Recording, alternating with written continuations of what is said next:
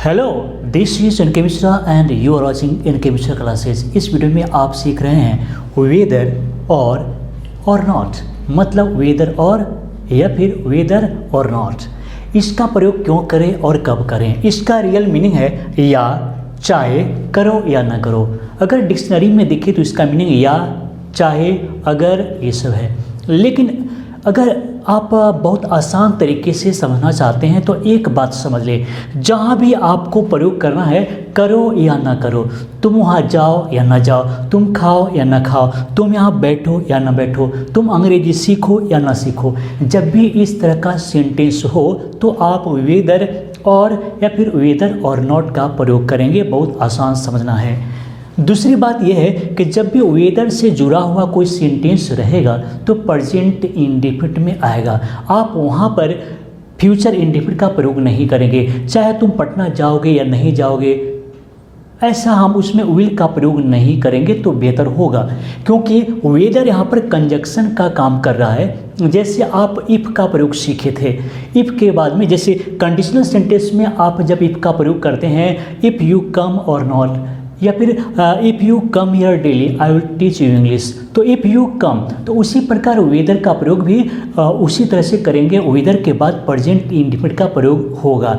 हम दो तरीके का सेंटेंस बतलाने जा रहे हैं, एक ये अलग है और ये अलग तरीके का है। चलिए इन दोनों को हम सीखते हैं और याद रहे कि इसके बाद में हम आपसे क्वेश्चन भी करेंगे, तो ध्यान से सीखने का प्रयास कीजिए। मुझे बतलाओ, तुम जा रहे हो या ठहर रहे हो। अपने किसी गेस्ट से पूछ रहे हैं कि मुझे बतलाओ कि तुम आज जा रहे हो या ठहर रहे हो, आज रुक रहे हो, तो कैसे बोलेंगे। मुझे बतलाओ तुम जा रहे हो या ठहर रहे हो, तो हम दो तरीके से बोल सकते हैं। ऐसे भी बोल सकते हैं कि लेट मी नो। मुझे बतलाओ का हम लेट मी नो भी बोल सकते हैं, या फिर आप चाहें तो बोलेंगे टेल मी, अच्छा रहेगा। तो लेट मी नो और फिर वेदर का प्रयोग करेंगे, वेदर, और फिर हम यहाँ पर क्योंकि कंटिन्यूअस है तो हम इज आर एम ओवर 4 का प्रयोग कर सकते हैं। तो वेदर यू आर गोइंग और स्टेइंग। किसी से पूछ रहे हैं कि तुम मुझे बतलाओ कि तुम जा रहे हो या रुक रहे हो। उसके बाद देखते हैं, निर्णय कर लो अंग्रेजी सीखना है या नहीं। अब टीचर गुस्से में बोल रहे हैं कि भाई तुम डिसाइड कर लो, निर्णय कर लो कि अंग्रेजी सीखना है कि नहीं। भाई बोल दो हमको निर्णय करके। तो हम यहाँ पर निर्णय कर लो तो हम लिखेंगे डिसाइड, निर्णय कर लो अंग्रेजी सीखना है या नहीं। तो हम क्या करेंगे, वेदर अंग्रेजी सीखना है या नहीं, है ना। तो weather you have to learn English or not, क्योंकि और नॉट भी या नहीं, तो वहाँ पर और नॉट का प्रयोग करेंगे। उसके बाद है चोर तो चोर होता है, चाहे वह हीरा चोरी करे या फिर आम। चोर तो चोर होता है, चाहे वह हीरा चोरी करे या फिर आम। तो देखते हैं, चोर तो चोर होता है तो कैसे लिखेंगे, अ थीप इज अ थीप। चोर तो चोर होता है। अब क्या है, चाहे वह हीरा चोरी करे या फिर आम, तो क्या करेंगे, वेदर वही टेंस के अनुसार, चाहे वह हीरा चोरी करे तो whether he steals a diamond or a mango। Simple तरीके से चोर तो चोर होता है, चाहे वह हीरा चोरी करे या फिर आम चोरी करे, कुछ भी। तो a thief is a thief, चोर तो चोर होता है।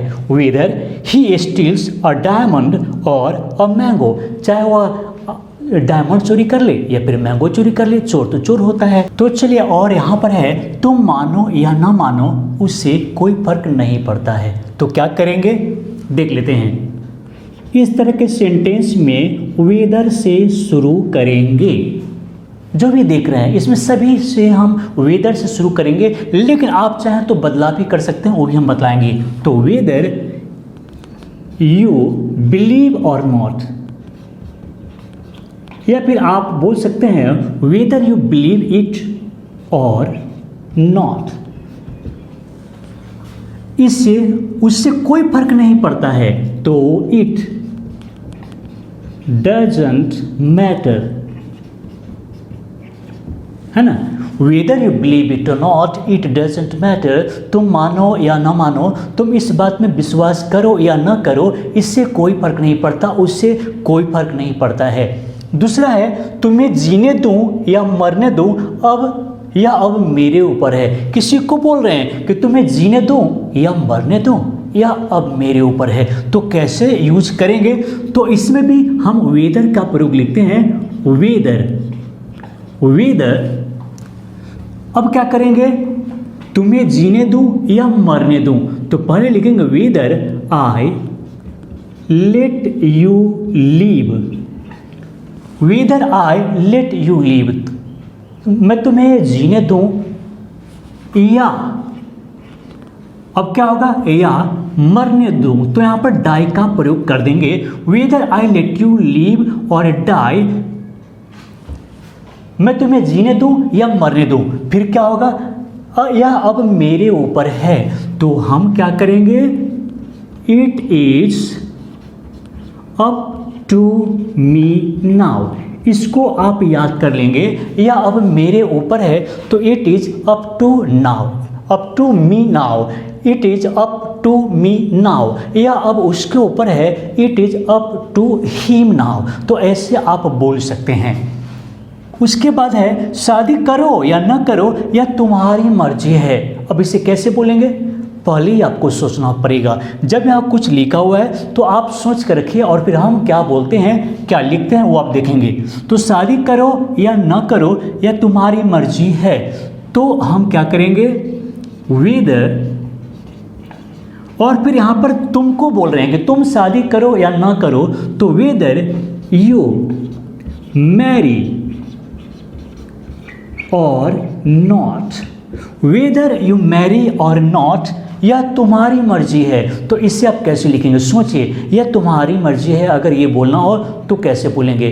बिल्कुल आसान चीज़ हम लिखने जा रहे हैं, जो आपको याद हो जाएगा, दिमाग में सेट हो जाएगा। तो वेदर यू मैरी और नॉट, इट्स मतलब it is your choice, it is your choice, whether you Mary और नॉट, इट्स योर चॉइस, तुम शादी करो या न करो, या तुम्हारी मर्जी है। चलिए नेक्स्ट है, तुम मुझे याद करो या नहीं करो, तुम मुझे याद करो या नहीं, मतलब ये हुआ कि तुम मुझे याद करो या ना करो, मैं तुम्हें भूल नहीं सकता। तो फिर चलते हैं, लिखते हैं whether you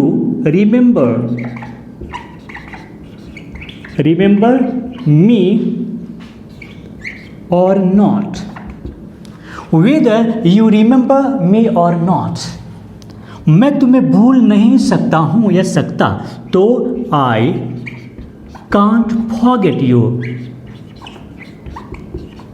I can't forget you.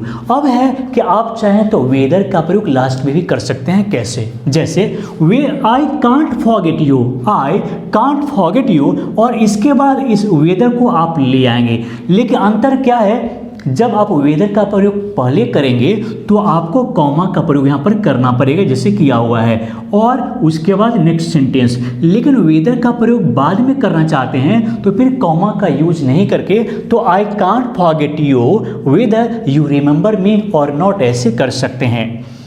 Next है, चाहे गरीब हो या अमीर, सबको एक दिन मरना है। तो इसका मतलब क्या हुआ, इसमें कुछ अलग है रूल को, इसको पहले देख लीजिए। तो वेदर तो हम सबसे पहले लिखेंगे ही, तो वेदर चाहे गरीब हो या अमीर, सबको एक दिन मरना है। तो वेदर गरीब हो या अमीर, तो यहाँ पर हम इट का प्रयोग करेंगे, weather it is poor or rich, weather it is poor or rich, चाहे गरीब हो या अमीर, सबको एक दिन मरना है। तो सबको एक दिन मरना है, तो इसमें क्या करेंगे, all have to die a day. बिल्कुल सिंपल तरीके से, all have to die a day, सबको एक दिन मरना है। Whether it is poor or rich, चाहे गरीब हो या अमीर, all have to die a day, सबको एक दिन मरना है। नेक्स्ट है तुम खाओ या न खाओ, मैं इसकी परवाह नहीं करता हूँ। अपने किसी लोगों को बोल रहे हैं, गुस्से में बोल रहे हैं कि तुम खाओ या नहीं खाओ, मैं इसकी परवाह नहीं करता। तो क्या करेंगे, फिर वही वेदर